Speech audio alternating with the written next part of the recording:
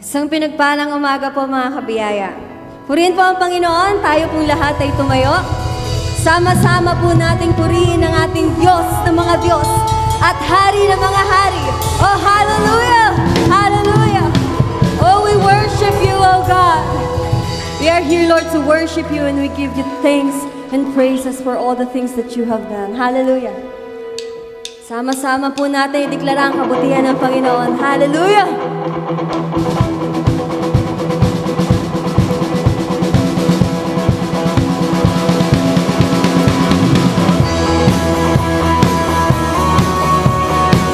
Oh, we worship you, O Lord Jesus.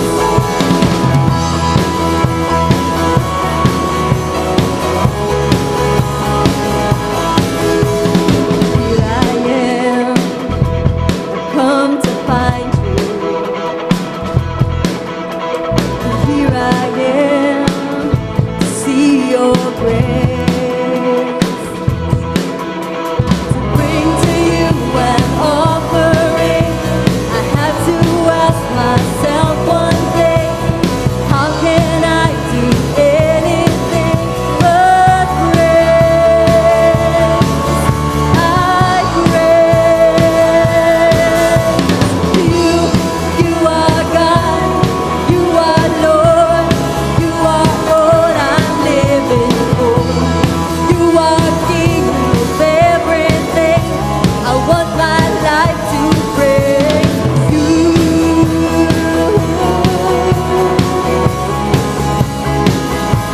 Hallelujah!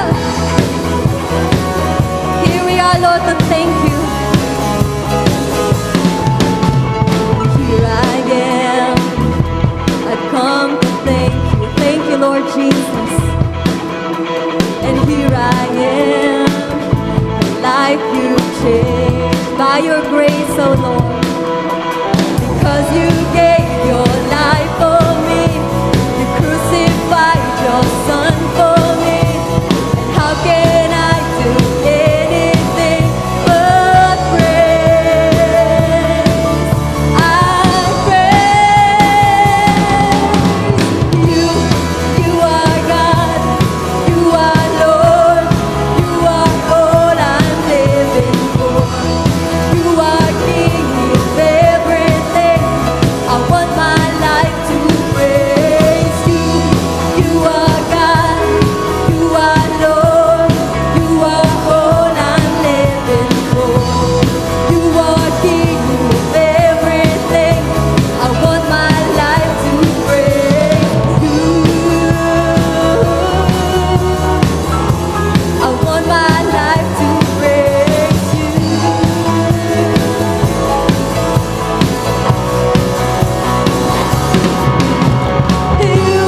You are God, you are Lord, you are all I'm living for. You are King of everything. I want my life to praise you. You are God, you are Lord, you are all I'm living for. You are King of everything. I want my life to praise you. You are God, you are Lord, you are all I'm living for. You are King of everything. I want my life to praise you. I want my life to praise you. I want my life to praise you. Hallelujah. Hallelujah. Hallelujah to the Lamb of God. Hallelujah. Oh, we worship you. We honor you, oh God. Our life is here, Lord, as worship. We are here, Lord, worshiping you in spirit and in truth. Only by your grace, oh God, only by the finished work of Christ on the cross. Lord, here you are once again in awe of your amazing grace. And the only thing that we desire, Lord, is to glorify and honor your holy name, O God. Hallelujah.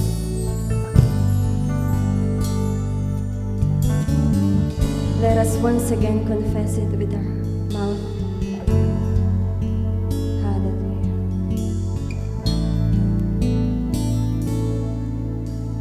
This is my desire to honor you, Lord, with all my heart. I worship you,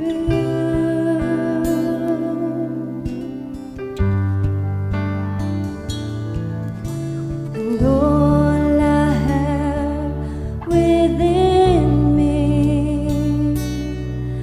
I give you praise,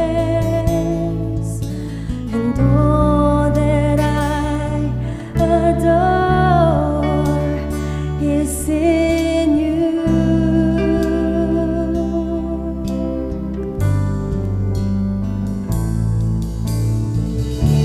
And Lord, I give you my heart, I give you my soul. I live for you alone. Every breath that I take, every moment I'm awake, Lord, have your way in me. Have your way, Lord.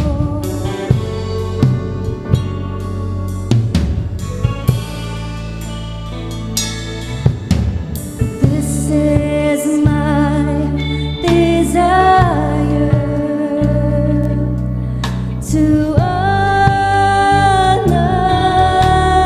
you, and Lord, with all my heart I worship you.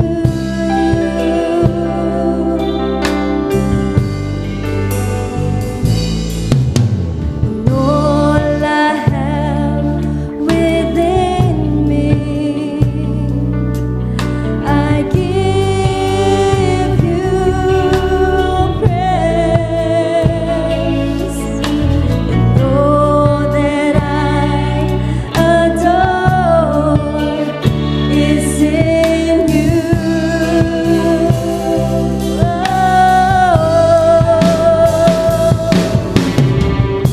And Lord, I give you my heart, I give you my soul. I live for you alone. Every breath that I take, every moment I'm awake, Lord, have your way in me. Lord, I give you my heart, I give you my soul. I live for you alone. Every breath that I take, every moment I'm awake,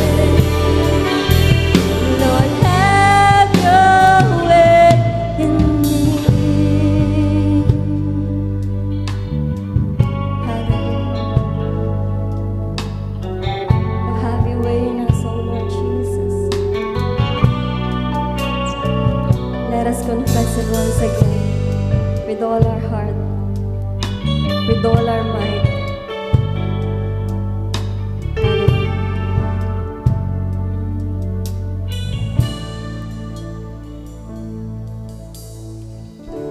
And Lord, I give you my heart, I give you my soul. I live for you alone. Every breath that I take,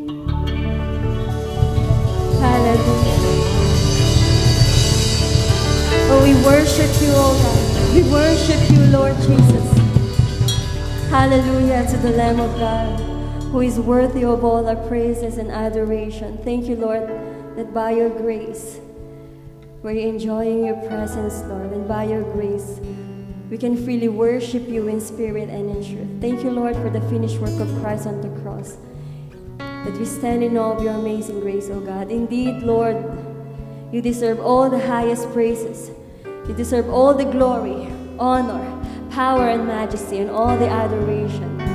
To you alone, Lord Jesus, be the glory forever and ever, and everybody say, Amen. Amen. Hallelujah! Hallelujah.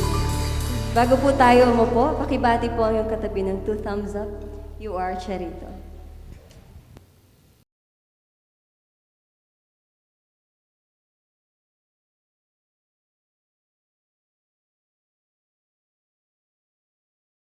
Praise the Lord. Praise the Lord. Come on, clap your hands to the Lord. Make a joyful noise to God. Make His praises glorious, for the Lord our God is awesome. Come on, clap your hands. Hallelujah. Praise the Lord. Everybody shout, praise the Lord. Praise the Lord. Everybody shout, hallelujah. Christmas time. Pakibati ang katabi ng 2 thumbs up. You are Charito, blessed and highly favored of God. Charito Christmas. Amen. Blessed and highly favored. Merry Christmas. Pakibati ang katabi ng Merry Christmas. Oh. Bumabati lang. Baka naman nakakala mo'y namamasko. Bumabati lang. Malapit na po ang araw ng Pasko at tayo po ay nagdiriwang sapagkat ito ay tungkol sa ating Panginoong Hesukristo. Palakpakan natin si Lord. Amen. Amen.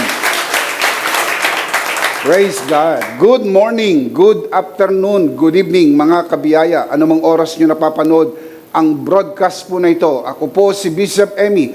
Ito po ang worship online ng The Lord's Community at EMI Community. If you are watching this broadcast for the first time, please like and follow us on Facebook. Over 100,000 people follow us on Facebook. Please join us and experience the difference. When you follow us on Facebook, don't forget to click the see first button and turn on your notification. And if not asking too much, and I know it's not, please subscribe to EMI channel at YouTube.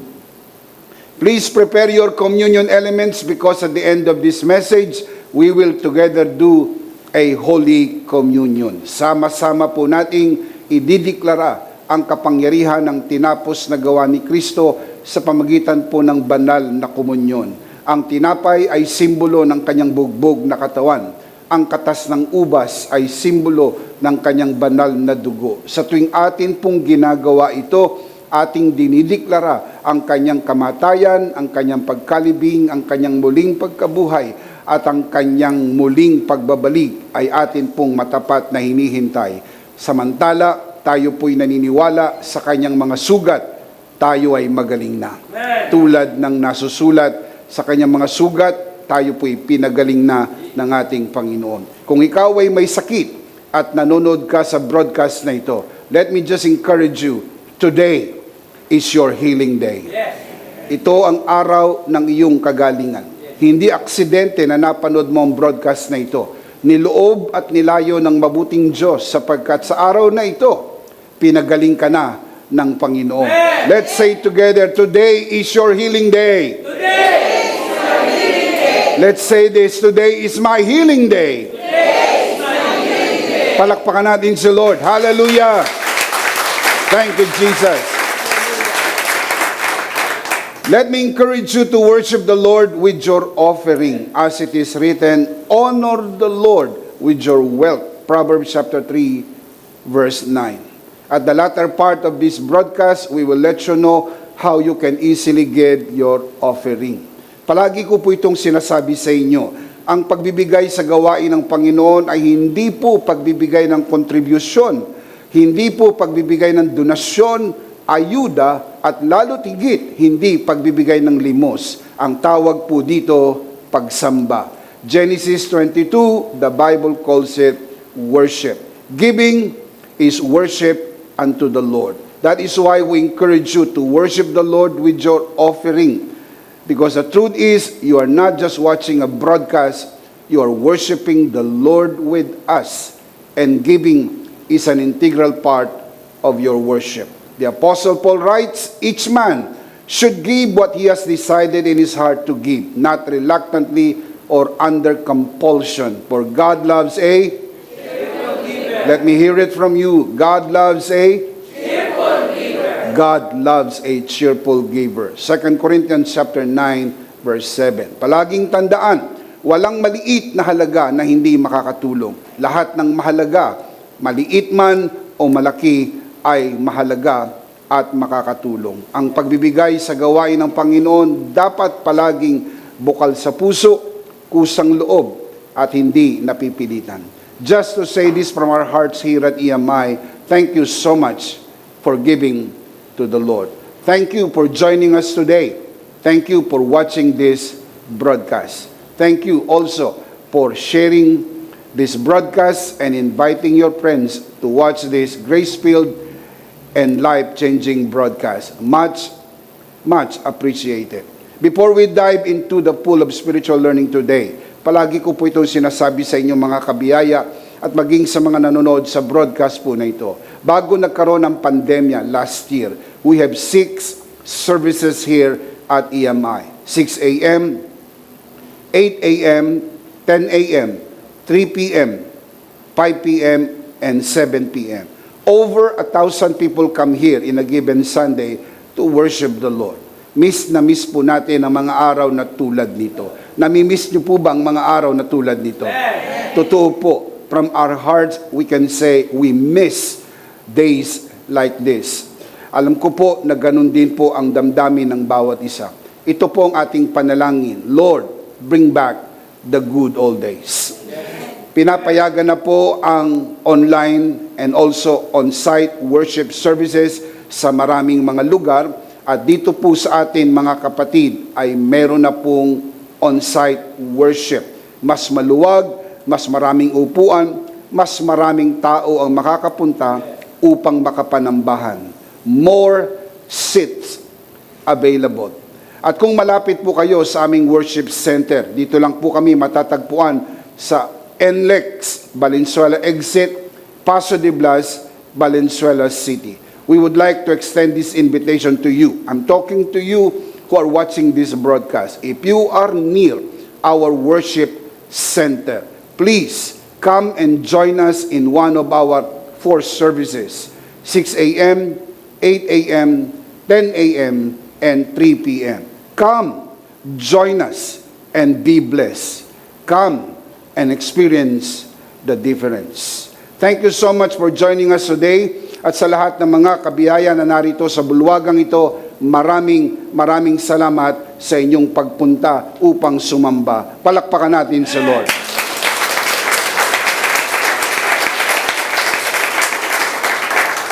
One more thing before we start with the message today. Sa Sabado, Pasko na po, December 25. As always, since time immemorial, we have Christmas service tuwing Pasko. We have 2 schedule of Christmas services. December 25, Saturday, 6 a.m. and 8 a.m. Mamili na lang po kayo ng schedule na mas maluwag para sa inyo. No need to register. Just come in one of our 2 services. Again, 6 a.m. and 8 a.m. Come and be blessed. Iniisip ko, mayroong 3 dahilan upang hindi namin kayo makasama sa darating na Sabado sa araw ng Kapaskuhan. As I am thinking right now, there are at least 3 possible reasons why you cannot join us on Saturday. Number 1, you are out of the country. That is understandable. Number 2, you are out of town. That is also understandable. And number 3, you are out of your mind. And that, I will try to understand. Sama-sama po tayong sumamba sa araw ng Pasko, ating ipagdiwang, ating ipagbunyi ang dakilang araw ng pagdiriwang ng kapanganakan ng Hari ng mga hari at Panginoon ng mga Panginoon. Amen. Join us on Christmas Day. Let us worship the Lord on Christmas Day. Hindi mo yan birthday.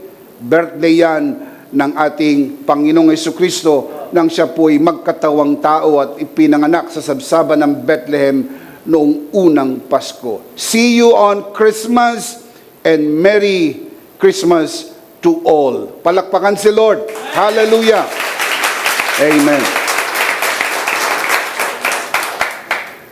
Of course, the next day after Christmas is December 26.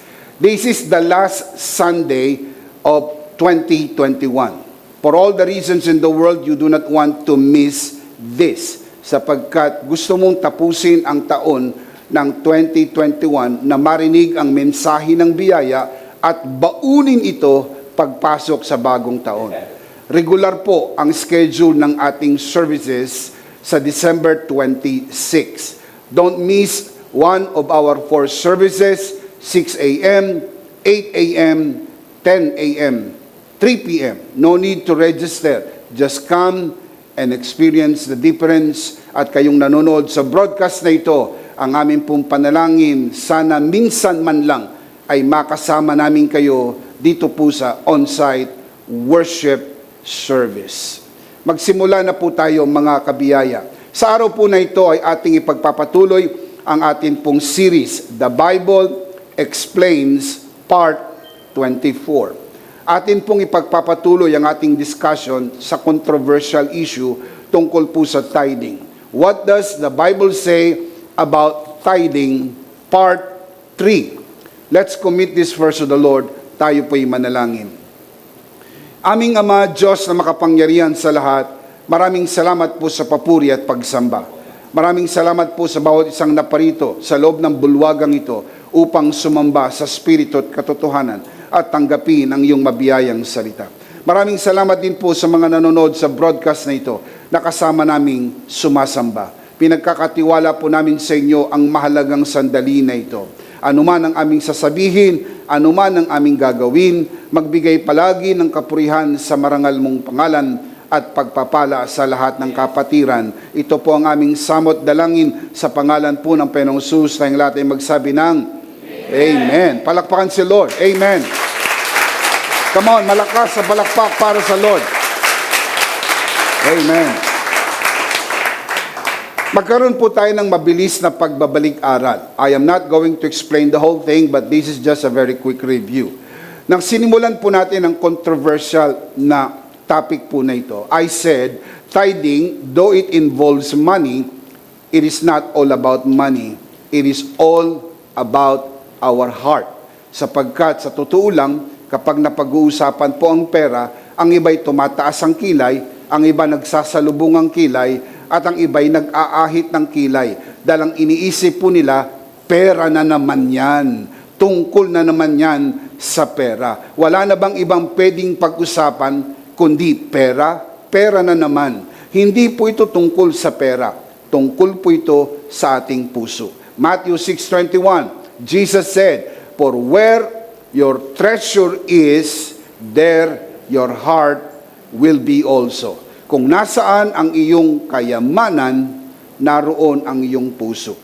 Sumusunod po ang puso kung saan pumupunta ang kayamanan. Kapag ang kayamanan ay nasa gawing kaliwa, nandun po ang iyong puso. Kapag ang kayamanan ay nasa gawing kanan, nandun din po ang iyong puso. Isipin mong maigi, paano kaya kung ang kayamanan mo ay nasa Panginoon?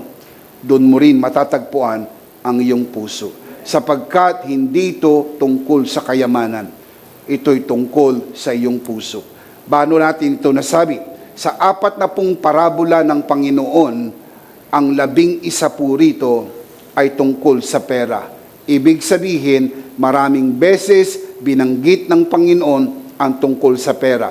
Pero hindi siya interesado sa pera mo.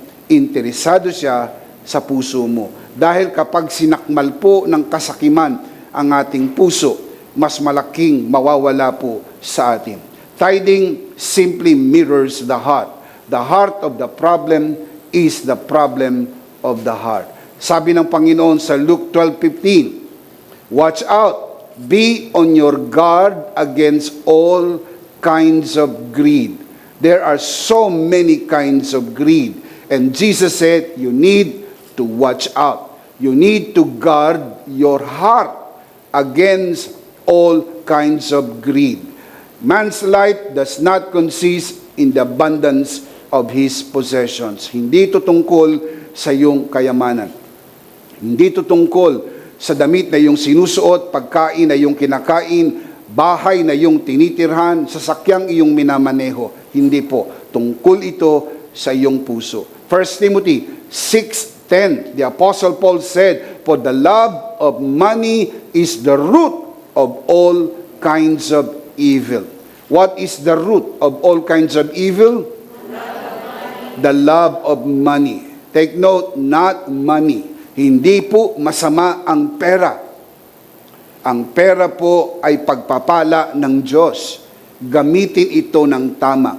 Kontrolin ang pera at huwag ang pera ang magkontrol sa iyo. Ikaw ang magsasabi kung ang pera ay magiging mabuti o magiging masama. Pag ginamit mo sa kabutihan, ang pera ay magiging mabuti. Pag ginamit mo sa kasamaan, ang pera ay magiging masama. Sapagkat ang pera po ay sumusunod lang sa tao. Kung ano ang gagawin ng tao sa pera, ang pera ay magiging mabuti o magiging masama. Look at the next line. Some people, thank God not all, some people craving money have wandered from the true faith and pierced themselves with many sorrows. Who pierced themselves. Ang tawag po rito, self-destruct. Kapag inibig ng tao ang pera, hindi ka na kailangan sirain ng dyablo. Sisirain mo na ang iyong sarili. Panonoodin ka na lang ng dyablo kung paano mo sinisira ang iyong sarili. Mas gagaang ang trabaho ng dyablo kapag ka inibig mo ang pera, sapagkat hindi ka na kailangan sirain ng dyablo, sira ka na. At sinong sumira sa iyo? Ang iyong sarili, sa pagiging gahaman at sakim sa pera. Huwag mong payagan ang pera ang kumontrol sa iyo. Kontrolin mo ang pera. Sabihin mo sa pera kung anong gagawin mo sa kanya. At huwag mong payagan ang pera ang magsabi kung anong gagawin mo. Kontrolin ang pera. I-enjoy ang blessing. I-enjoy natin ang pagpapala. Pero mahalin natin ang Diyos na nagpala sa atin ng lahat ng pagpapala. Amen. Hebrews 13:5, do not love money. Take note, Hebrews 13:5, do not love money. What does the Bible say about tithing? I gave you two solid answers from the Word of God. I also gave you two applications so we can apply the main points in our life. Let's just pass through this. Babanggitin ko lang po in passing. I am not going to explain them again because we already did. Number one, tithing did not start under the law but under grace. Can we say that together? 1, 2, 3. Tithing did not start under the law, but under grace. And what is the life application there? We learn that we are not under the law and thus we are subject to tithing. Can we say that together? 1, 2, 3. We are not under the law, and thus we are subject to tithing. Number 2, tithing started under Melchizedekian priesthood. Can we say that together? Tithing started under Melchizedekian priesthood. And what is the application that we learned there? Number 2, we are under Christ's priesthood, and thus we are subject to Melchizedekian tithing. Can you say that together? We are under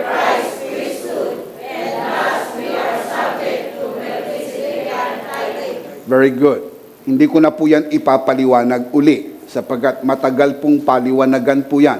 If for whatever reason na miss out nyo po yan, please do the catch-up. Oh, sorry. Do the catch-up. You can watch the broadcast, the previous broadcast, gamit po ang EMI page. Punta po kayo sa video archives. Hundreds, without exaggeration, hundreds of videos ang nandun. You will learn a lot dito po sa Message of Full Grace. Last week, sinagot po natin ang question na ito.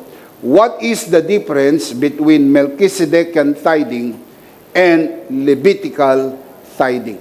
I gave you 3 solid answers from the Word of God.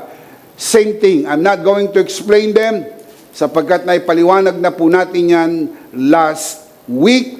Yan po ang dahilan kung bakit ini-encourage ko po kayong wag umabsent o wag mag-miss ng broadcast. Sapagkat in a series like this, meron pong continuity. Para kayong nanonood ng Korean novela, di ba? Meron pong sequence, meron pong momentum. Nagbibuild yung momentum. Kaya wag pong i-miss out ang anumang parte po ng series. Kaya pag nagsimula ng series, susundan mo palagi and don't ever miss any part of it para nasusundan mo yung flow, yung sequence hanggang sa dumating po sa katapusan at makita mo kung ano ang kinalabasan ng mensahe ng Panginoon. I gave you 3 solid answers. Number 1, Melchizedekian tithing is voluntary, whereas Levitical tithing is compulsory. May pagkakaiba po ba o wala? Maliit po ba o malaki? Malaki ang pagkakaiba. Melchizedekian tithing, voluntary. Levitical tithing is compulsory. Number 2, Melchizedekian tithing is you give because you are blessed. Whereas Levitical tithing is you give in order to be blessed. May pagkakaiba po ba o wala? Maliit po ba o malaki? Malaki. Dito po sa Melchizedekian tithing, ikaw ay nagbibigay dahil ikaw ay pinagpala na. Itaas ang kamay ng mga pinagpala ng Panginoon. Palakpakan si Lord. Hallelujah! Amen. Ang pagbibigay ay hindi po suhol upang tayo ay pagpalain. Lahat ng nai-enjoy natin sa buhay na ito ay hindi po premyo ng atin pong pagbibigay. Ang lahat ng nai-enjoy po natin dito ay regalo ng tinapos na gawa ni Kristo. Yes. Ang iyong matapat na pagbibigay ay gagantimpalaan ng Panginoon hindi sa buhay na ito, doon po sa kabilang buhay. Sapagkat yan po ay paglilingkod mo sa Panginoon. Hindi lang ang iyong pagbibigay, kasama po ng iyong matapat na paglilingkod. Yung ikaw ay dumadalo kahit nasa gitna ng banta ng pandemya. Nakikita po yan ng Panginoon. Yung sakripisyo ng iyong paglilingkod na ang layo ng iyong pinanggagalingan, ikaw ay pumupunta sa bahay-sambahan. Gumigising ka ng maaga. Ikaw ay namamahagi ng mabuting balita. Ikaw ay nag-i-invite ng iyong mga kaibigan. Hindi lang para dumalo, kundi upang manood din ng broadcast. Hindi po yan lingid sa kaalaman ng Panginoon. Sa tamang panahon ay tinakda ng Diyos, gagantimpalaan niya ang lahat ng iyong paglilingkod, kasama ng iyong matapat na pagbibigay. Pero habang tayo nasa mundong ito, lahat ng ating nalalasap, lahat ng nating nai-enjoy ay hindi po premyo. Regalo po ito ng tinapos na gawa ng Panginoong Jesucristo. Shout amen! Now, how can I prove that to you? Hindi nyo ba napansin sa kabila ng iyong pagkukulang, pinagpapala ka pa rin ng Panginoon? Hindi mo ba napansin, matagal ka nang hindi nagbabasa ng Bible, at doon sa mga nanonood, matagal ka nang hindi nakakasimba? Alam mo ba na magdadalawang taong ka nang hindi nakakapagsimba?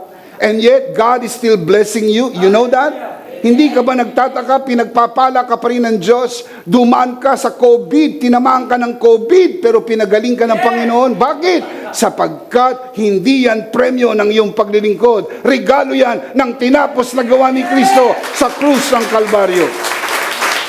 Amen. I do not want to take anything from the finished work of Jesus Christ. Wala kang pwedeng kunin sa tinapos na gawa ni Kristo.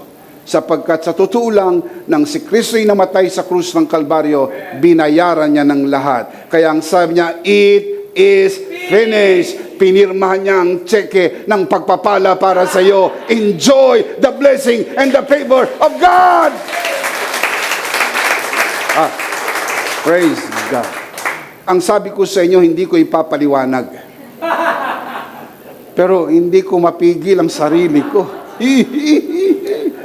Paano naman ang gagawin ko? God, tulungan mo ko. Men, kapag napag-uusapan natin ito, napakasarap isipin ng tinapos na gawa ng Panginoon. Now, moving on. Malayo-layo pa itong atin pong lalakbayin. Number 3, Melchizedekian tithing is only a minimum giving, whereas Levitical tithing is the maximum giving. Now, kapag nagbibigay ka ng iyong ikapo, nagsisimula ka palang matutong magbigay. You are just learning. You are just starting. That is the minimum level. And then as you grow in the grace of God, you will learn to give even more. And not compulsory, but voluntarily. Masayang-masaya kang nakapagbibigay sapagkat naiintindihan mo na habang nagbibigay ka, lalo namang naiintindihan mo, lahat ng nai-enjoy mo ay pagpapalang bigay ng Panginoon. Malakas sa clap offering para kay Lord. Amen. Now, we need to move on. Nung nakaraang linggo, meron po tayong iniwan na tanong. And this is the question we left last Sunday.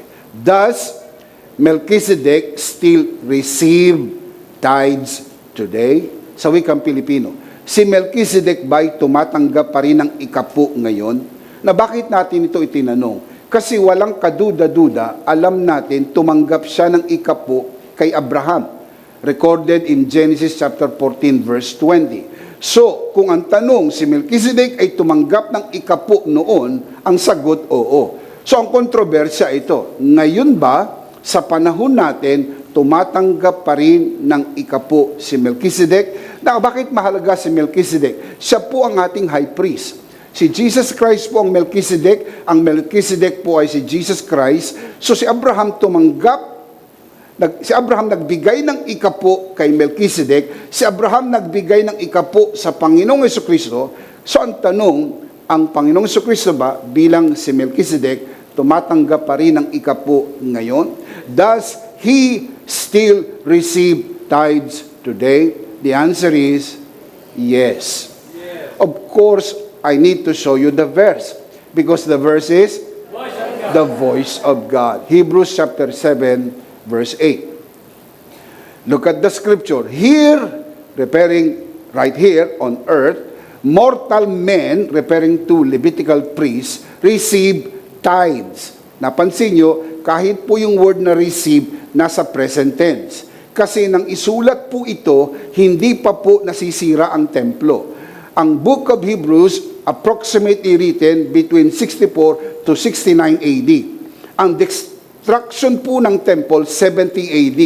So, nung isulat po ang book of Hebrews, and by the way, isinulat po ito addressing to the Hebrew believers. Kaya nga Hebrews, obvious ba? Hebrews. Hindi po ito isinulat primarily sa mga Gentiles. Primarily to the Jewish Christians, but of course, because it is inspired by the Holy Spirit, even the Gentile community, Gentile church, kaya at pwedeng makinabang sa yaman ng inspired Word of God. Pero primarily, it was written for the Jewish believer.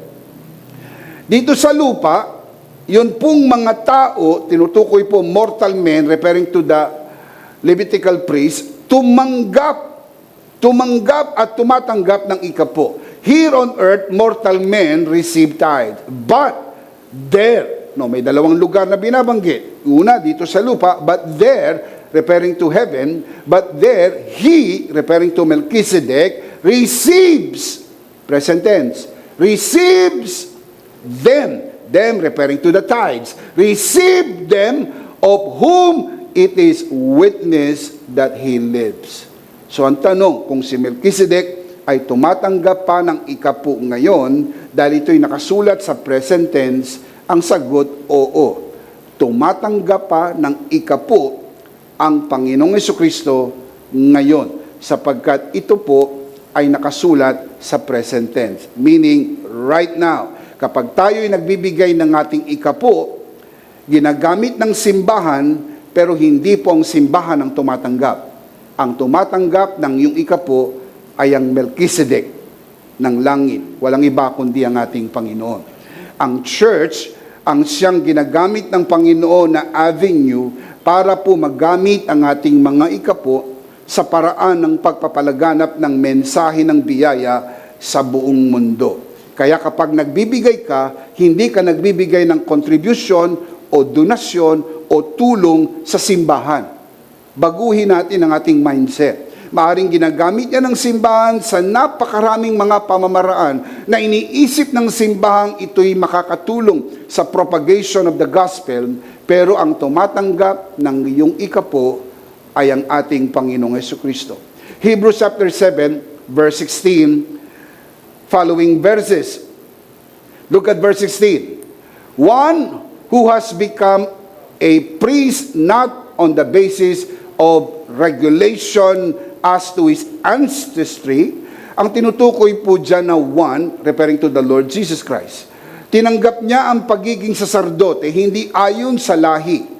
Dahil kung ayon sa lahi, hindi po siya qualified maging priest, lalo na high priest. Dahil ang lahat ng pwedeng maging priest o high priest, dito po sa Levitical order, ay kailangan manggagaling sa tribe of Levi. Hindi po qualified ang ating Panginoon upang siya'y maging priest, lalo na high priest in the order of Levitical priesthood. Now, keep on reading. But, contrasting conjunction, but on the basis of the power of an indestructible life. Look at verse 17. For it is declared, you, referring to Jesus Christ, you are a priest for how long? You are a priest forever. In what order?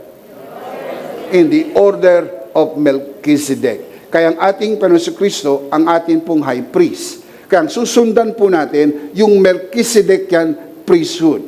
Alisin mo sa iyong kaisipan ang Levitical priesthood. Hindi tayo kasali sa Levitical order. Hindi tayo kasali sa Levitical priesthood. Ang ating high priest ay si Jesus Christ, and si Jesus Christ ay priest and high priest in the order of Melchizedek, and to be even more exact, Jesus Christ is our Melchizedek. Palakpakan ng Panginoon. Amen!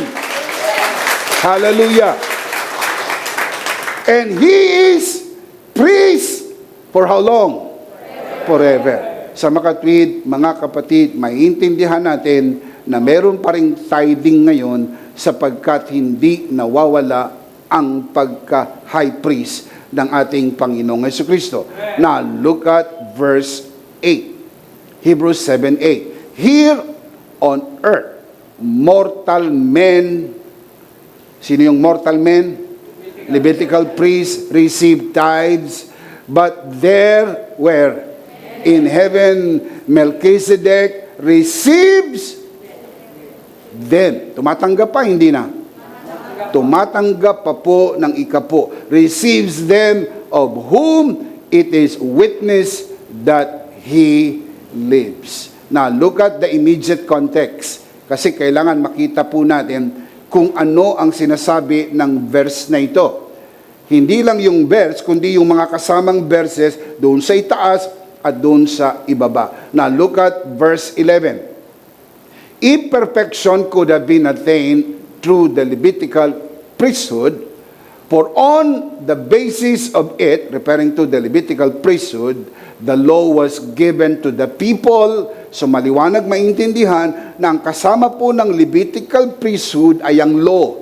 The basis of Levitical priesthood is the law. Now look at the next line. Why was there still need for another priest to come? One in the order of Melchizedek, not in the order of Aaron. Kung ang Levitical priesthood ay okay na, ayos na. Pwedeng magdala ng pagpapala at pabor at kabanalan sa mga tao. Ayon sa tinatadhana ng kautusan, bakit kailangan pang dumating ang isang pagkasasardote? Hindi ayon kay Aaron, kundi ayon kay Melchizedek. Now, look at verse 12. For when there is a change of priesthood, there must also be a change of the law. Ano po ang magkasama? Priesthood and law. Kaya pag binago mo ang priesthood, obligado kang baguhin ang law. Kaya madali maintindihan. Dahil hindi ka kasali sa Levitical priesthood, hindi ka kasali sa law.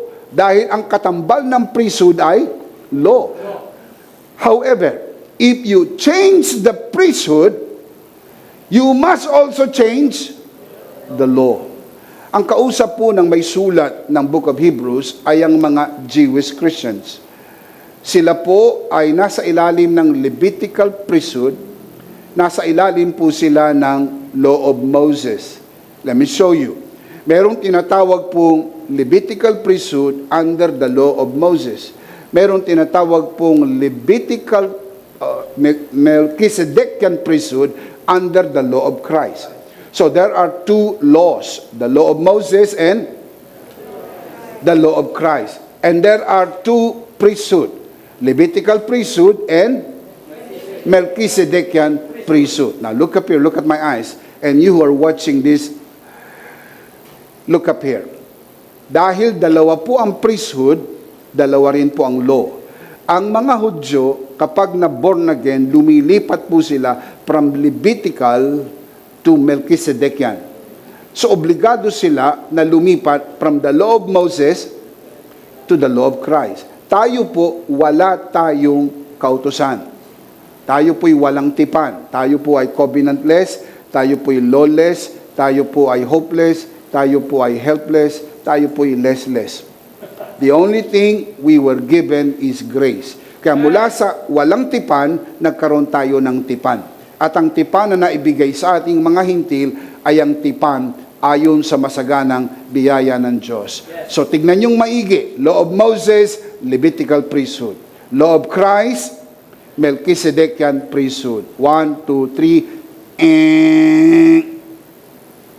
3. We are not under Levitical priesthood. It feels good. Subukan ninyo. 1, 2, 3. Again, 1, 2, 3. See, nakakalis ang stress. It feels good. Sapagkat alam mo, wala nang unnecessary burden sa iyo. Inalis na ng Panginoon. Ikaw ay pinalaya na mula sa kautusan at binigyan ka ng masaganang biyaya ng Diyos. Palakpakan si Lord. Amen. So madaling maintindihan, ang Levitical tithing ay under the law of Moses. Nagkakaintindihan po tayo? Yes. Malakay chapter 3 verse 10 ay under po ito ng Levitical tithing, Levitical priesthood. Kasali po ba tayo dyan o hindi? Hindi. Hindi. So bibilang ako ng 3, alam nyo na kung anong gagawin ninyo. Now, hindi kayo pwede magkamali dito sapagkat pinapanood kayo sa buong mundo. Ready? Sit up straight. Fasten your seatbelt. 1, 2, 3.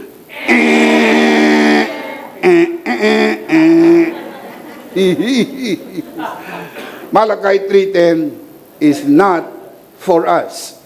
Hindi natin pwede, mga kapatid, baguhin ang banal na kasulatan. Ang Levitical tithing ay exclusive lang para sa mga Hudyo. Hindi tayo Hudyo, tayo po'y Hintil. Pero hindi nangangahulugan walang tithing. Mali rin po yung mga nagtuturo ng biyaya at nagsasabing wala ng tithing. You are wrong. Sapagkat ang tama po, meron pa ring tithing. Pero hindi ayon sa Levitical tithing, kundi ayon sa Melchizedekian tithing. Kaya po pinag-aaralan natin ang pagkakaiba ng dalawa. May pagkakaiba po ba o wala? Maliit po ba o malaki? Malaki. Kaya doon sa mga nanonood sa broadcast po na ito, na mga kapwa ko pastor, ayusin ninyo ang turo nyo. Pwede ring magturo ng tithing, pero kailangan umayon sa biyaya. At ang ayon sa biyaya ay doon po sa Melchizedekian tithing. At kung gusto mo magturo ng tithing, huwag mo nang gamitin ang Malakay 3:10, sapagat hindi tayo kasali doon. Ang gamitin mo ay ang Genesis chapter 14. To be more exact, verse 20. And Abram gave a tithe of everything to Melchizedek. Sino si Melchizedek? Siya po ang ating high priest. Sino po ang ating high priest? Ang ating Panginoong Hesukristo. Palakpakan si Lord. Amen. Amen. Dapat ilagay natin sa ating isip that we serve God in the new way. Maglilingkod tayo sa Panginoon sa bagong pamamaraan. Hindi po ang luma. Ang lumang pamamaraan po, mga kapatid, ay ang Levitical. Hindi tayo kasali doon. Kaya yung mga dating kasali doon, pinapalipat sa new way. Tayo po sa no way, nagkaroon ng new way. Let me show you. Romans chapter 7, verse 6. But now, by dying to what once bound us, the law, we have been released from the law. We have been released. Na-release na, hindi pa? Hindi po i-release pa lang. We have been released. Na-release na, hindi pa? We have been released from what? The law. Anong kasama ng the law? Levitical priesthood, Levitical tithing. We have been released from that. What purpose? So that we serve in the new way of the Spirit and not in the old way of the written code. What is the written code? The law. We serve God in the new way. Kaya nga new covenant, Yes. Hindi old. Ang old covenant, the old way. The new covenant is the new way. Kaya ka nga new creation eh. Amen. Kaya magkabagay, new creation, new covenant, new way. Ang magkasama, old covenant, old way. Kaya hindi tayo kasali sa old covenant dahil kahit kailan hindi tayo naging kasali dito, hindi tayo kasali sa old way. Ang kasali tayo sa new way. Ano po ang new way? Ang new way, mga kapatid, ay ang ayon sa tinapos na gawa ni Kristo sa krus ng Kalbaryo. The new way is known as grace giving. Yan po ang tawag sa new way. Sa bagong paraan ng pagbibigay. Kaya ang tawag dyan, the grace giving. Kaya tinasabi po yan ng mga pastor, dumako na po tayo sa ating grace giving. Kasi po ang pagbibigay sa new way ay voluntary. Hindi sapilitan, hindi tinututukan, hindi tinatakot, hindi pinagbabantaan. Hindi pag di ka nagbigay, ikaw ay magkakasakit. Pag di ka nagbigay, magkakaroon ka ng samot-saring problema. Hindi ka nagbigay, magkakaroon ka ng palo galing kay Lord. Palo? Ano yan? Pagpapalo? Pagpapalo? Wala kaming pagpapalo. Meron kami dito pagpapala. Pinagpala at pinaburan ng Panginoon. Hallelujah! Grace giving is to give yourself first to the Lord because the truth is, you yourself is bigger than your tithes. Hindi mechanical tungkol sa pera. Ang grace giving is yourself. Let me show you. 2 Corinthians chapter 8 verse 1. And now, brothers, we want you to know the grace that God has given the Macedonian churches. Anong gustong ipaalam ni Apostol Pablo sa mga taga-Korinto? Ang mga taga-Korinto, mga mayayaman. Kaya sila nakatira sa Corinthian Garden. Ang mga taga-Macedonia ay mga taga-probinsya.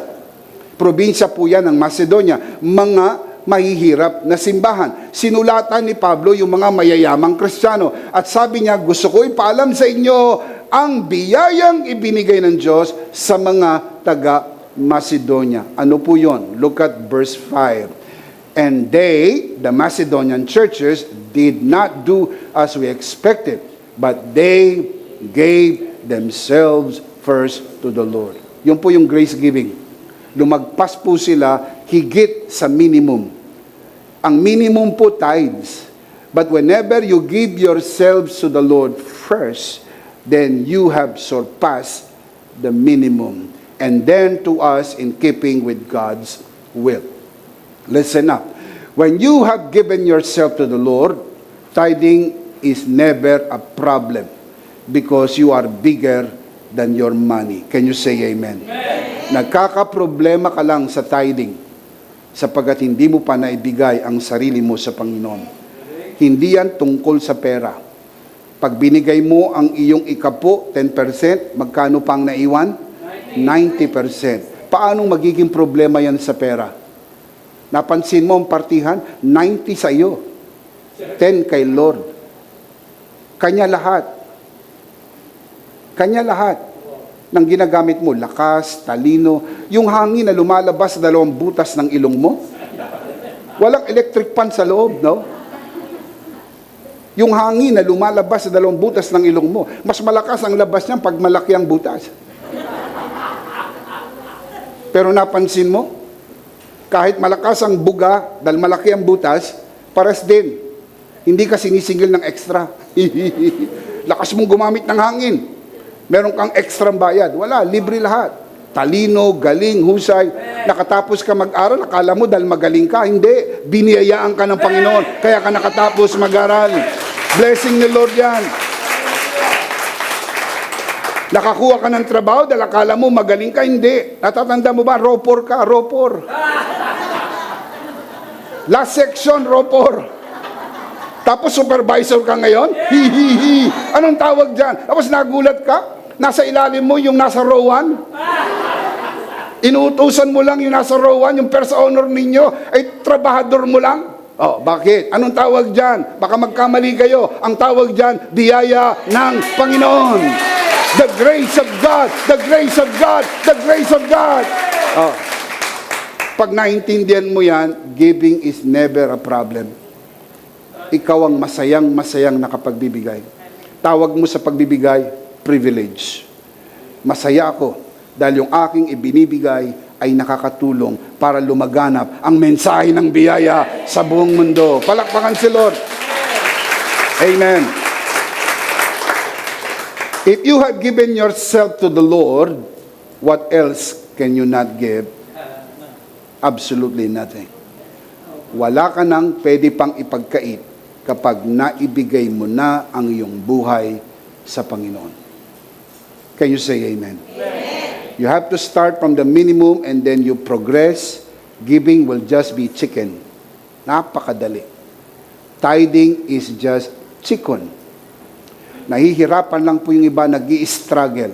Sapagkat you have to go back to the basic. Have you given yourself to the Lord? Naibigay mo na ba ang sarili mo sa Panginoon? That's it. Doon ka muna mag-settle. Ibigay mo muna ang sarili mo kay Lord. Dahil baka mas marami pang hingiin ang pagkakataon sa iyo, baka lalo kang mahirapan.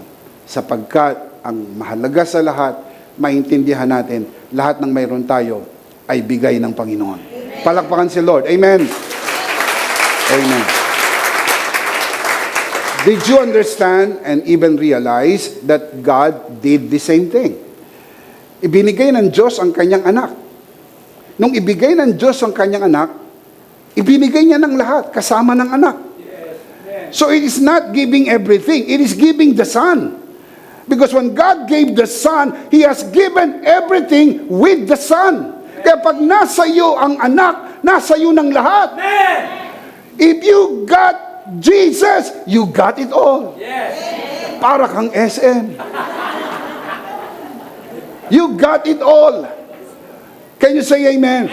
Now, let me show you the verse. In case yung iba naghahanap ng verse. Romans 8:32. He who did not spare His own Son. Who is the Son? Jesus is the Son, but gave Him up for us all. Look at the next line. How will He not also, along with Him, referring to the Son, graciously give us how many things? All things. Lahat ng bagay. Kaya pag naibigay na po ang ikapo, hindi magiging problema ang pagbibigay ng ikapo kasi naibigay mo na ang iyong buhay. Same with God. Nung naibigay na ang kanyang anak, hindi problema sa Diyos ibigay ang lahat. Kasi ang lahat kasama ng anak.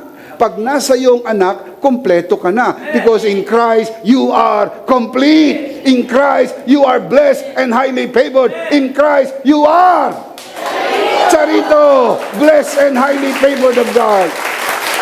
Amen. Ang tawag po natin dito, maximum grace. I wish I had even more time to fully develop that. Pero sa mga nanonood sa broadcast na ito, I have written an ebook entitled Maximum Grace. Get it. Get a copy of this and I'm sure you will be blessed sapagkat ibinigay ng Diyos ang maximum grace. Ang maximum grace ay si Jesus. At pag nasa iyo na si Jesus, wala nang kakailanganin pa. Remember, the Lord is my shepherd. I shall not want. And the Apostle Paul said in the New Covenant, in Christ we are complete. Palakpakan si Lord. Amen. Now, in light of all this, does Melchizedek still receive tithes today? Yes. Yes. Do we still need to tithe today? Yes. Voluntarily, yes. The answer is voluntarily, yes. Hindi po sa pilitan. If you want to keep your money, keep it. You're still saved. You will still die and go to heaven. And I will say this, you're still blessed. Dahil ang pagpapala mo hindi premyo ng iyong pagbibigay. Ang iyong pagpapala ay regalo ng tinapos na gawa ni Kristo. If you want to keep it. Kailangan ng pagbibigay voluntaryo. Hindi sa pilitan, hindi masamang loob, kundi kusang loob. Can you say amen? Amen. Now, having said that, lahat ng sinabi ko sa inyo ay introduction pa lang. Now, if you think I am joking, you're wrong. Because the truth is, I want to share with you 5 grace-filled reasons why we still need to give our tithes today. Voluntarily though, but we need to because we want to give our tithes to our Melchizedek. Let me give you 5 reasons. Number one, because our tithes affirm our right to the blessing. Kapag nagbibigay ka po ng iyong ikapo kay Melchizedek, you are affirming your right to the blessing. Ang ating pong amang si Abraham ay nagbigay ng ikapo kay Melchizedek. Kung ikaw ay anak ni Abraham, dapat mong pamarisa ng halimbawa na ginawa ng iyong amang si Abraham. Mas madali natin maintindihan because we are Abraham's children and our father Abraham gave tithes to Melchizedek. We should also voluntarily do. Now, let me show you the verse, Galatians 3:29. Look at 3:29. If you belong to Christ, do you belong to Christ? Yes. If you belong to Christ, then what? You are Abraham's seed, meaning you're Abraham's children. If you belong to Christ, now, look up here, look at my eyes. Do you belong to Christ? Yes. So I'm asking you the question, those who are watching this broadcast, do you belong to Christ? Yes. I'm sure you are. If you accepted the Lord Jesus Christ into your heart, you belong to Christ. Then so what? If you belong to Christ, then you are Abraham's seed. Oh, look at the next line. And heirs according to the promise. Anong pangako ng Diyos kay Abraham? Pagpapala. Ikaw ay mayroong karapatan sa pagpapala. Si Abraham po ba nagbigay ng ikapo kay Melchizedek? Yes. Bago pinagpala o pinagpala muna bago siya po nagbigay? Very good. Dahil siya po'y pinagpala at siya po'y nagbigay ng ikapo kay Melchizedek, tayo po mga kapatid ay mayroong pangako ng pagpapala kasama ni Abraham. And we affirm that blessing every time we give our tithes. So, number one, because our tithes affirm our right to the blessing. Number 2, because our tithes confirm that we are blessed. Hindi ka nagbibigay ng ikapo para pagpalain. Ikaw ay nagbibigay ng ikapo dahil ikaw ay pinagpala na. So pag nagbibigay ka ng ikapo, ina-affirm mo lang na ikaw ay pinagpala na. Dahil hindi ka naman makapagbibigay ng ikapo kung hindi ka pinagpala. Saan ka naman kukuha? Kailangan may pagkunan ka.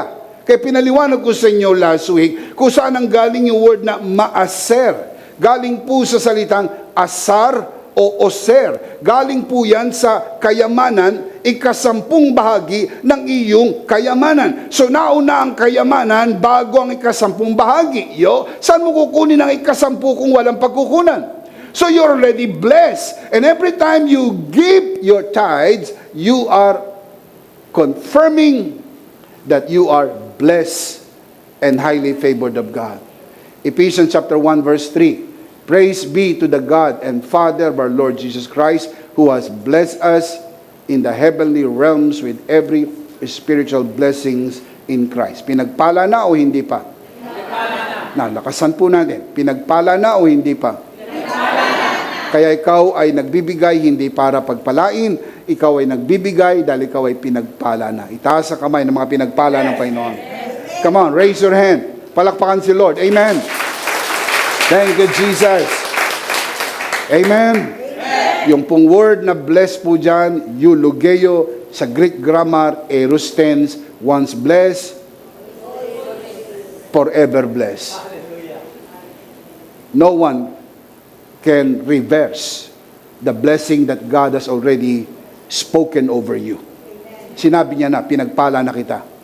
Kaya walang pwede makapagpabago niyan. You are blessed, you are blessed, you are blessed. And every time you are giving your tithes, you are confirming, Lord, I'm blessed. Lord, I'm blessed. That's why I can give. Kaya ako nakakapagbigay sapagkat ako'y pinagpala mo na. Palakpakan si Lord. Amen. Amen. Amen. If you tithe to be blessed, you are going down to performance syndrome. Kaya hindi tayo dun yung nagbibigay para pagpalain. At pag doon ka pumunta, mga kapatid, nag-i-slide down ka pabalik sa performance syndrome. Pinalaya na tayo mula sa performance syndrome. We have entered into His rest. Pumasok na tayo sa kanyang kapahingahan. This is effortlessly blessed by God. Hindi sariling sikap, hindi sariling talino, hindi sariling galing. Pinagpala ka at pinaboran sapagkat ngumiti ang langit sa iyo dahil nasa iyo ang kangiti-ngiti ang ating Panginoong Jesucristo. You are blessed by God. Palakpakan si Lord. Amen. Amen. Number 3. We give our tithes today because our tithes protect our blessing. Every time you give your tithes, your blessing and favor is covered by God's protection. Now, listen up. The Bible says you will lose your blessing through your own fault. Hindi po nang babawi ang Diyos ng pagpapala. Pero kung nawawala man ang pagpapala, dumudulas sa iyong kamay, ay sapagkat mayroon kang mga pagkukulang. Yung mga pagkukulang mo, mga kapatid, ang nagiging dahilan, dumudulas ang pagpapala. Hindi po binabawi ng Diyos, hindi po inaalis ng Diyos. Listen up, hindi po nag-aalis ang Diyos ng pagpapala. He has already spoken blessing over you, and that is in the aorist tense, you are blessed forever. However, if you do the wrong thing, dumudulas ang mga pagpapala. Hindi ko kasalanan ng Diyos, it is our own fault. That is why every time we give our tithes, our blessing and the favor is being covered and protected. Let me show you the verse. Romans 11:16. For if the first fruit, referring to the tithe, is holy, the lump, meaning the whole, is also holy. So kung ito yung kabuuan, at kumuha ka ng 10%, yung tithe, binigay mo kay Lord, hindi lang yung binigay mo kay Lord ang banal, kundi maging yung kabuuan ay itinuturing na banal. Now, look at this from NIV. Let's try to compare and contrast. Same verse, 11:16. Romans. If the part of the dough offered as first fruits, meaning the tithes, is holy, then the whole batch is holy. Kung ang isang tumpok na harina, ikaw ay kumuha ng ikasampung bahagi at binigay mo sa Panginoon, hindi lang yung binigay mo sa Panginoon ng banal, kundi ang kabuuang tumpok ng harina, kung saan mo kinuha yung ibinigay mo sa Panginoon, ay itinuturing ding banal. Now, look at this from the New Century Version. Same verse, Romans 11:16. If the first piece of bread, meaning the tithe, is offered to God, then the whole loaf is made holy. Sa Levitical tithing, ang itinuturing na banal ay yung pong ibinigay. Tithe belongs to God and it is holy unto the Lord. In the New Covenant, hindi lang yung tithe ang holy, even what is left to you is also holy. Wow! Powerful. Na ano pong importansya niya? Think about this. When the whole loaf is made holy, then the devil cannot touch what is holy. Powerful. Pag-isipan niyo po mga kabiyaya. Kung ang buo, yan yung negosyo mo, yan yung trabaho mo, yung pinagkukunan ng iyong resources, ay itinuring na banal, hindi kayang salingin ng dyablo ang itinuturing na banal. Ang ating born-again spirit is holy, made holy. The Bible says, the evil one cannot touch your born-again spirit. Lahat ng itinuturing na banal, meron pong limit. Hindi makakatawid ang dyablo. Kaya kapag ang iyong pinagkukunan ay diniklara sa langit, yan ay banal, hindi yan kayang kunin ng dyablo sa iyo. Hindi yan kayang nakawin ng dyablo sa iyo. Protected po yan in Jesus' name. Amen. Now, look at this from today's English version. I love this. If the first piece of bread, meaning the tithe, is given to God, oh, look at the next line, then the whole loaf is also. Meaning, look at the deal. Ang ibinigay mo lang ay 10%. But as far as God is concerned, you have given all. Look at this.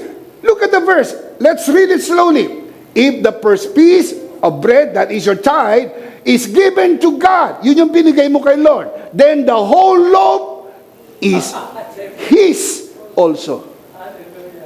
Yung natira, Kanya rin. Yung ibinigay mo sa Kanya-Kanya, yung natira, Kanya rin. Anong implication yan? When the whole loaf is His, you can expect God to protect what is His. That's why you don't have to beg. You don't have to beg God and say, God, please protect my work. Please protect my business. Sa gitna ng pandemya, Lord, protect my work, protect my business. You don't have to beg. Every time you give your tithes, kasama po ron ang blessing and favor, lahat ng pinagkukunan mo para mapag-aral ang iyong anak, mapakain ang iyong pamilya, mabayaran ang iyong mga bayarin, you don't have to worry because it is under God's protection. Palakpakan si Lord. Amen. Amen. Amen. Alam niyo kung ano maganda rito? Puproteksyonan ng Lord ang pagpapalang yan hanggang sa dumating sa susunod na lahi. Tawag doon mga kapatid, generational blessing. Is it true na may mga magulang na yumaman, pero hindi umabot ang yaman sa mga anak? Is it true? Oh. Mga kapatid, hindi lang gusto natin na tayo po ang yumaman. Gusto natin yung yaman na yan ay tumuloy sa ating mga anak, sa ating mga apo, at sa kaapu-apuhan, at mapuproteksyonan ang pagpapalang yan every time you honor God by giving your tithes. Palakpakan si Lord. Amen. Amen. Amen. Why do we still tithe today? Number one, because our tithes affirm our right to the blessing. Number two, because our tithes confirm that we are blessed. Number three, because our tithes protect our blessing. Number four, because our tithes declare the greatness of Christ. Powerful. Tithing is not about money. Tithing is about our heart.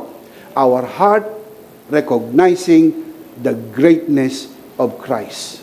Every time you give your tithes, you are making a declaration that Christ is great and even greater than all. Hebrews 7:4. Now consider how great this man was.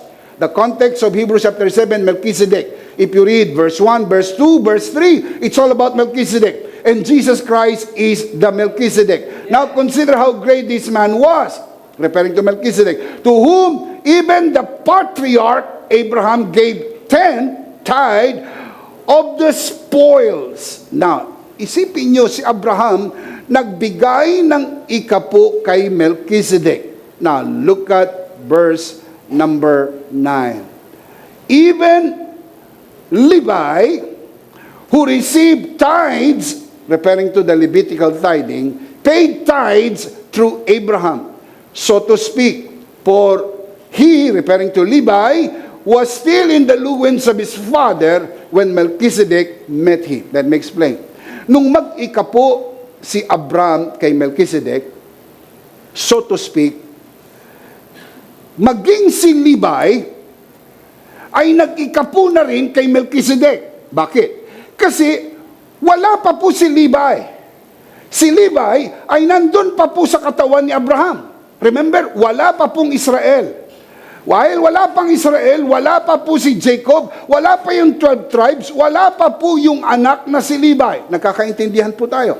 Nasaan sila? Nasa loob pa ng katawan ni Abraham. Nung mag-ikapo si Abraham kay Melchizedek, ang sabi po ng writer of the book of Hebrews, so to speak, even Levi gave tithes to Melchizedek. Kaya every time you give your tithes, you are making a declaration, Christ is greater than all. Amen. Melchizedekian tithing is greater than Levitical tithing. Why? The Levitical tithing, mga kapatid, ay napailalim po sa Melchizedekian tithing. It all started by grace. It all started in grace, through grace, all by grace. At yan po ang istorya ng pag-iikapo sa Bible. Kaya maging si Levi, yung pinanggalingan ng Levitical tithing, ay napailalim sa Melchizedekian tithing because Christ is our Melchizedek and is greater than all. Can you say amen? Amen. When we tithe, we declare that Christ is greater than our needs. Pag nagbigay ka ng ikapo, gumagawa ka ng deklarasyon, Christ is greater than my needs. Kapag kinuha mo yung tithes, pinambili mo ng mga gamit na pangsarili, pinunuan mo ang pangangailangan mo. Pinambili mo ng cellphone, pinambili mo ng sasakyan, pinambili mo ng damit, pinambili mo ng pagkain, pinagpagawa mo ng bahay, pinampasyal mo. Yun po ay mga pangangailangan mo. Kinuha mo yung tithes mo, dun mo dinala. Anong ibig sabihin nun? Itong ibig sabihin po nun, na pinupunuan mo ang iyong mga pangangailangan at nag-aalala ka na baka ikaw ay pabayaan ng Diyos. Kaya instead, na antayin mong pabayaan ka niya, inunahan mo na siya. Baka mapabayaan mo ko, gagamitin ko na ito. Now, did you get that? Pero pag ibinigay mo ang iyong ikapo, you are making a declaration, hindi ako pababayaan ng Panginoon. Hindi ako iiwanan ng Panginoon. Amen. Pupunuan niya ang aking pangailangan sapagat ang biyaya ay hindi lang po sapat, higit pa. Hindi niya lang pinupuno, pinapaapaw niya pa. Sapagkat ikaw ay gumagawa ng deklarasyon that Christ is greater than all. Can you say amen? Tithing is not how great our blessings are, but how great our blessor is. Laging mas malaki ang blessor kaysa sa blessing. Blessings come and go. Blessor stays. Pag nasa iyo ang pagpapala, mga kapatid, pwede po yang mawala. Pero pag nasa iyo ang nagpapala, hindi mawawala ang pagpapala. Patuloy lang ang pagpapala. Amen. Kahit saan ka pumunta, lumipat ka ng trabaho, magnegosyo ka, tumigil kang magnegosyo, na masukan ka, lumipat ka ng probinsya, lumipat ka ng bansa, hindi problema. Sapagkat ang pagpapala ang hahabol sa iyo. Ang pagpapala, susundan ka kahit saan. Kaya yung kaisipan na ang pagpapala ay nasa abroad lang, mali. Bagaman hindi po ko laban sa mga gusto mag-abroad o gustong manirahan sa abroad. I am not against that for all intents and purposes. Gusto ko lang linawin sa inyong kaisipan. Kahit saang bansa ka nandoon, kung wala sa iyo yung nagpapala, wala ring pagpapala. Pero kahit nandito ka, sa gitna ng pandemya, ikaw ay pinagpala at pinaburan ng ating Panginoon. Amen. Kasi ang iniisip lang ng iba na pagpapala ay pera. Kasi maraming taong mukhang pera. Amoy pera. Kamukha sila ni Jose Rizal. Puro pera ang nakikita sa mukha nila. Pag tinignan sila, piso, piso, piso. Mga kapatid, puro pera. Laban tayo sa pera? Hindi po. Pero dapat tandaan, maraming bagay na hindi kayang bilhin ng pera. Pwede kang bumili ng malaking bahay. Pero hindi mo kayang bumili ng masayang pamilyang titira sa bahay. You cannot buy it. A home is not a house. A house is not a home. Iba po ang house, iba ang home. Iba spelling. Ang house po yung tinitirhan. Yung home yung tumitira. Kahit maliit ang bahay, basta masaya ang pamilya, langit na po yan sa lupa. Pwede kang bumili ng masarap na pagkain, pero hindi mo kayang bili ng ganang kumain. Maraming tao, masarap ang pagkain sa mesa, pero walang ganang kumain. Walang gana. Merong crispy pata, pero yung pata hinahampas sa kanyang asawa. Oh. Pero meron pong pamilya na simple lang ang pagkain. Kamatis, dilis, mainit na kanin, itlog na maalat, umuusok-usok na kanin, bagoong na may kalamansi. Oh, Bisa, parang gusto ko na umuwi, ha? Ha? Sili.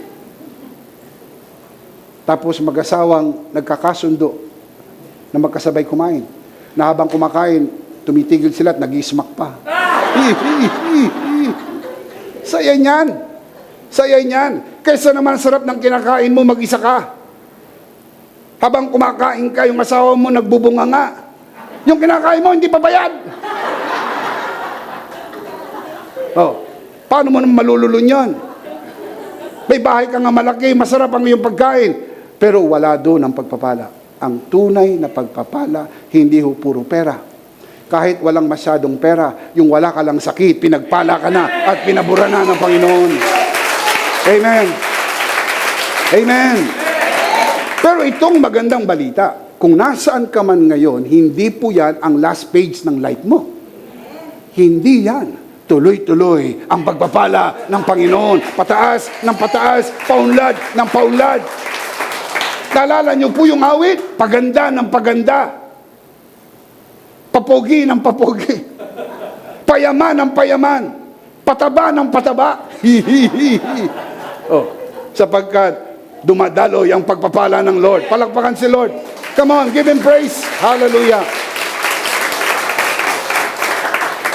Enjoy nyo lang ang pagpapala. Pero huwag nyong mahalin ang pagpapala. Ang mahalin po ninyo yung nagpapala. Pwede kang bumili ng malambot na higaan, air condition, water bed. Hindi ka makatulog. Pihit sa kaliwa, pihit sa kanan. Iniisip mo kung paano bayaran lahat ito. Pero may mga tao po, mga kapatid, kahit nakahiga sa papag, mahimbing ang tulog. Ang problema, hindi magising, kahit ubus na ng surot. Tulog pa rin. May kilala nga ako, kahit nakatayo, nakakatulog. Nakatayo, pero tulog pala. Sobrang payapa ng puso. Sipin mo, nakatayo ka at makatulog ka? Ang tawag dyan, rest in peace. Palakpakan muna si Lord. Kapayapaan yan. Number 5.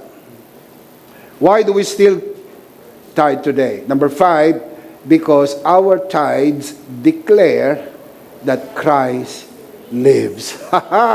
Give Him praise. Hallelujah. Our tithes declare that Christ lives. Look at Hebrews 7:8. Here, referring on earth, mortal men, referring to Levitical priests, receive tithes, but there in heaven, referring to our Lord Jesus Christ, Melchizedek receives them, referring to the tithes, of whom it, meaning the giving of the tithes, is witness that He lives.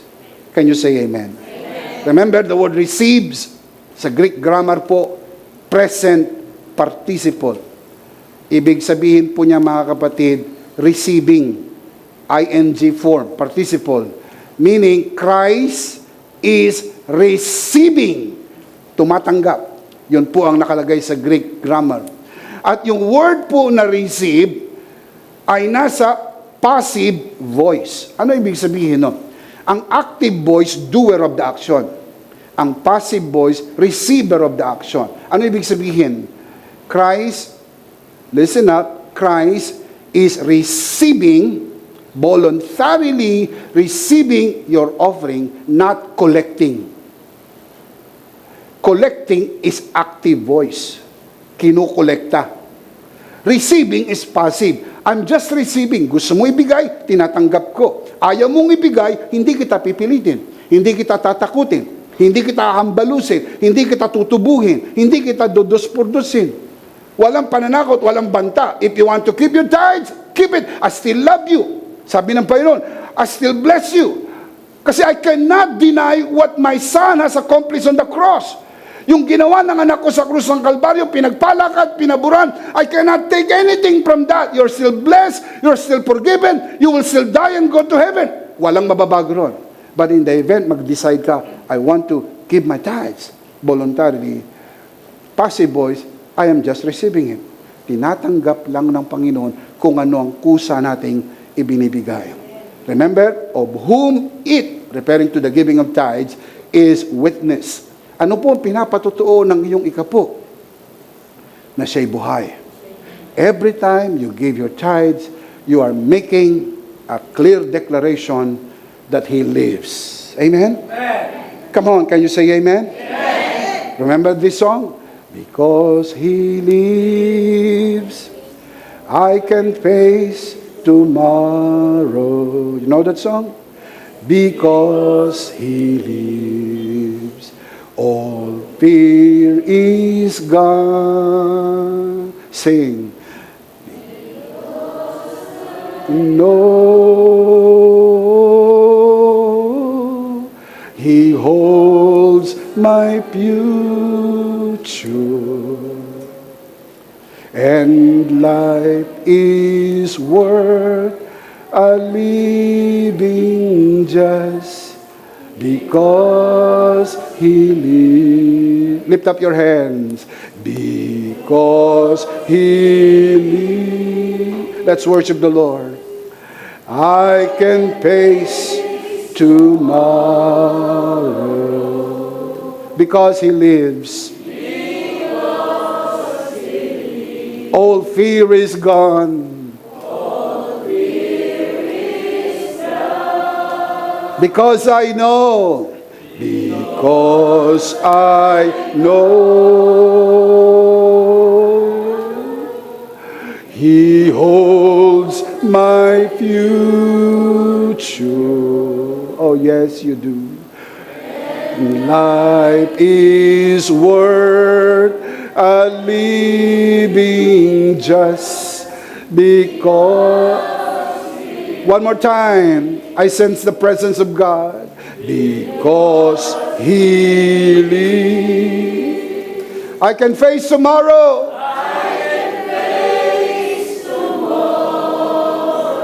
Come on, lift up your hands. Because He lives. All fear is gone. Because I know, I surely know.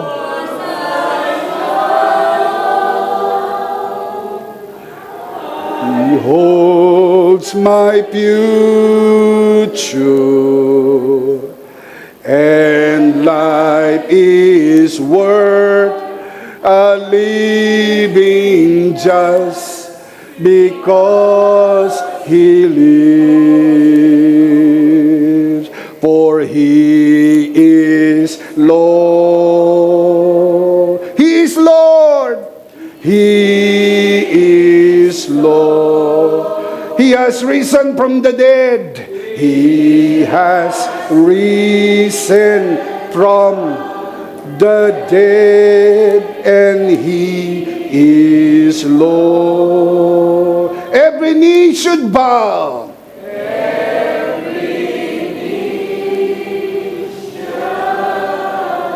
Every tongue shall confess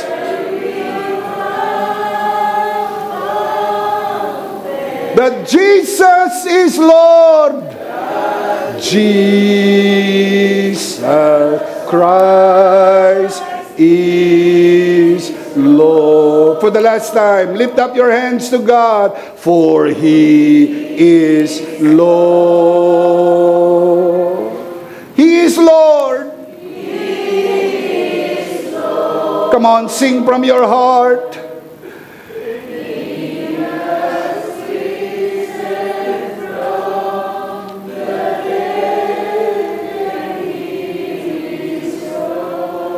Every knee shall bow.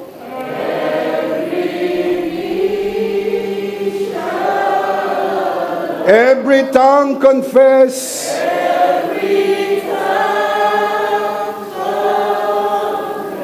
That Jesus Christ is Lord.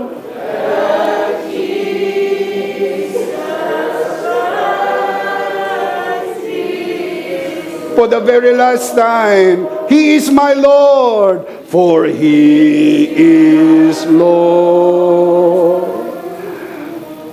He is Lord. He has risen from the dead.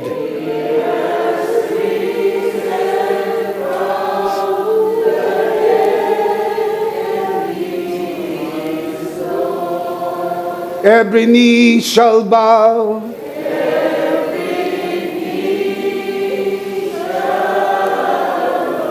Every tongue confess.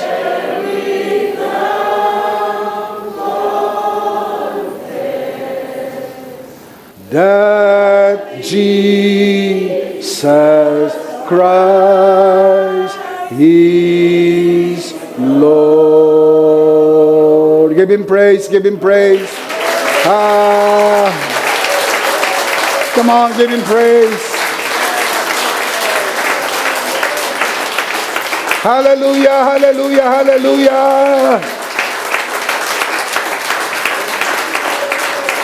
Praise God, praise God, praise God. Every time you give your tithe, you are making a declaration that He lives. And because He lives, we can face tomorrow. Magdadalawang taon na rin ang pinagdaanan nating pandemya. Pero alam ninyo, hindi tayo pinabayaan ng Panginoon. Hindi niya tayo iniwan. Ang iba po sa inyo ay lumakad halos sa dulo ng kamatayan. Parang iba inisip niyo, ito na yata ang katapusan. Pero sinalba kayo ng Panginoon. You know why? Because He lives. Jesus is Lord. Hallelujah.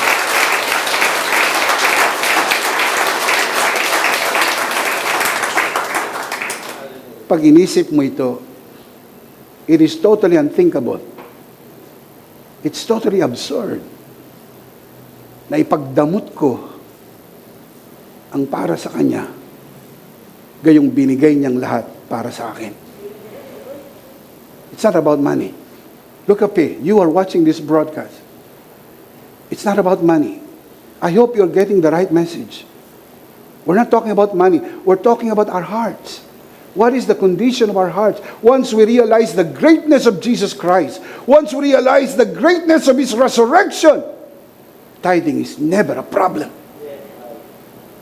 It's just a privilege to worship and honor the Lord through our giving.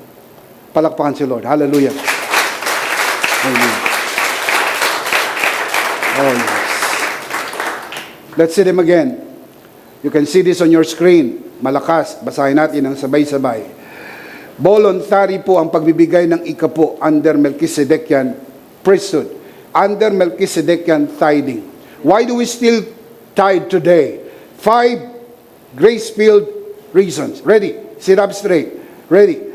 We give our tithes even today for 5 reasons. Number 1, because our tithes affirm our rights to the blessing. Number 2, because our tithes confirm that we are blessed. Number 3, because our tithes protect our blessing. We want our blessing to be protected to the next generation. And number 4, because our tithes declare the greatness of Christ. Christ is great and even greater than all. And number 5, because our tithes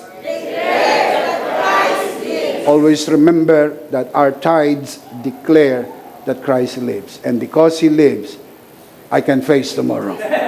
What is the big idea? In Christ, I am a Melchizedekian giver. Can you say amen? Let's pray. Father, we thank you so much for how you have taught us about this particular subject. Thank you that it's not about money. It is all about our hearts. Salamat sapagkat pinalaya mo ang aming puso mula sa pagiging sakim at ganid sa mga material na bagay at pera. Kung hindi naging maluwag sa aming kalooban ang pagkakaloob, sapagkat naintindihan na namin ng pagbibigay ng ikapo ay nagbibigay ng afirmasyon na kami po ay pinagpala na at pinaboran. Nagkakaroon kami ng pagkakataong ideklara ang kadakilaan ng aming Panginoon Kristo na siya'y buhay at buhay magpakailan-kailan naman. Ano man ang mayroon ng buong mundo, hindi namin ipagpapalit ang pribilehiyo na maibigay ang marapat para sa iyo, sapagkat sa totoo lang, ibinigay mo ng lahat para sa amin. Pinupuri ka namin at dinadakila. Sa pangalan ng Panginoon Jesus, tayong lahat magsabi ng Amen. Palakpakan si Lord. Amen. Amen. Of course, we do not want to end this broadcast without giving you the privilege, the opportunity, and the blessed opportunity to receive Jesus today. Hindi mo napanood ang broadcast na ito by accident. This is God's divine appointment. Maaaring ang narinig mong broadcast ay tungkol sa tithing, pero hindi ito tungkol sa pera. Tungkol ito sa puso mo. Gusto mo bang tanggapin ang Panginoon sa iyong puso bilang Panginoon at sariling tagapagligtas? Kung ang sagot mo ay oo, itaas mong yung 2 kamay. Samahan po natin ang ating pong mga viewers nanonood sa broadcast at sumunod ka sa panalangin ng pagtanggap. Panginoong Hesus, ako po'y makasalanan. Hindi ko kayang iligtas ang aking sarili. Ako'y mapapahamak ng hiwalay sa iyo. Narinig ko po ang mabuting balita. Ako po'y naniniwala. Tinatanggap kita sa aking puso bilang aking Panginoon at aking tagapagligtas. Salamat po. Pinatawad mo na ang aking mga kasalanan. Isinulat mo na ang aking pangalan sa aklat ng buhay. Sa pangalan ni Jesus, Amen. Ako na lang po mananalangin. Ama, sa oras na ito, itinataas ko po sa harapan ang sino mang sumunod sa panalangin ng pagtanggap. Pinagkakatiwala ko po sila sa iyong kagandahang loob na sila'y lumago sa biyaya at sa bagong natagpuang pananampalataya sa pangalan ng Panginoon Jesus. Tayong lahat ay magsabi ng Amen. Amen. Palakpakan si Lord. Amen. Ihanda po natin ang ating sarili. Tayo po'y darako sa banal na komunyon. Get your communion elements, mga kabiyaya, and let's do this together.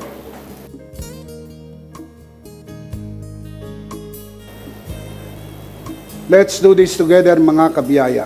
Hawak-hawak po natin ang pinakamakapangyarihang simbolo ng tinapos na gawa ni Kristo sa krus ng Kalbaryo. Ito ang aral na tinanggap ko sa Panginoon at ngayon naman ay binibigay ko sa inyo. Nang gabing siya pagkanuli dumampot siya ng tinapay, kanyang pinagpira-piraso at kanyang sinabi, ito ang aking katawan na pinagpira-piraso dahil sa inyo. Gawin niyo to bilang pag-alaala sa akin. Sabay-sabay po natin gawin.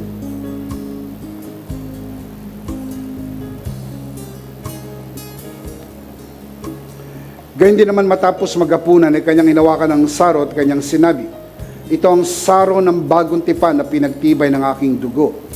Gawin niyo to bilang pag-alaala sa akin. Sabay-sabay po natin gawin. Atin po itaas ang atin pong dalawang kamay at sumunod po tayo sa panalangin ito. Aming Ama, maraming salamat po sa aming Panginoong Jesucristo. Panginoong Jesucristo, maraming salamat po sa iyong banal na dugo na iyong itinigis sa krus ng Kalbaryo. Dahil po dito, lahat ng aming kasalanan ay iyon ang pinatawad. Maraming salamat po sa iyong katawan na nabugbog at nasugatan. Dahil po dito, lahat ng aming sakit ay iyon ang pinagaling. Gaya ng nasusulat sa iyong mga sugat, ako'y magaling na. Ako'y naniniwala. Ako'y magaling na. Aking idinideklara. Ako'y magaling na. Ako'y malusog, malakas, masigla, pinagpala, pinaburan, at mabubuhay ng mahaba. Sa pangalan ni Jesus, maraming salamat po, Banal na Espiritu, sa iyong kapahayagan, sa mensahe ng biyaya. Sa pangalan ng Panginoong Jesus, Amen. Amen. Palakpakan si Lord. Amen. Amen. Amen. Amen. Sabay-sabay, malakas. Ano po ang ating big idea? In Christ, I am a Melchizedekian giver. One more time. And truly, in Christ, we are Melchizedekian givers. Last of all, let me speak to your heart, you who are watching this broadcast. If this broadcast has blessed you, and if not asking too much, I would like you to bless this ministry with your love offering, so that together we can reach the world with the message of full grace. And from the bottom of our hearts here at EMI, thank you for giving to the Lord. We'll see you on Christmas Day. And of course, next week as well. Purposely on site, but definitely we'll see you online. Ako po si Bishop Emmy, kasama po si Pastora Jo at ang kabuuan ng The Lord's Community at EMI Broadcast. Maraming salamat po. Stay a bit for more announcement. Stay safe, stay blessed, stay connected, and remember, Merry Christmas. Always put this in your mind. In Christ, you are Charito. Charito.